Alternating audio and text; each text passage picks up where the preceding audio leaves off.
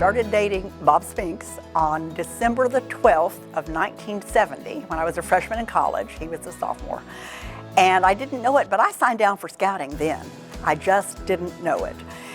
He was busy in school when he then started teaching. First 3 years he started teaching, he started doing scouting stuff. So I started going to events and doing things with him very early on. Bob and I, a year ago, had been married 50 years. So we've been doing this a very long time. I think that I have right now to date in 50 years, 47,000 chicken dinners under my belt. You know, district, council, national, whatever, just done lots of stuff. So, and they've all been fun. I always meet interesting people. Scouting is a huge family. We get along well, by and large, and it's a marvelous group of people to be a part of.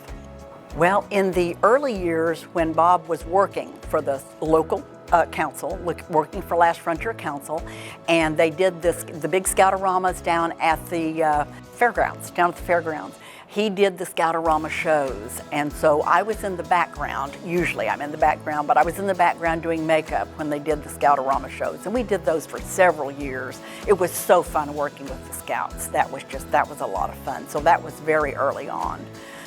The thing I'm most proud of at this point is in 21 and 22, Bob agreed to go back and reopen Kerr Scout Ranch at Slippery Falls. And he said to me, "You're retired, you're going with me as the business manager." And my first thought was, oops, I retired a year too soon. But we did that together. I'm very, very proud of it.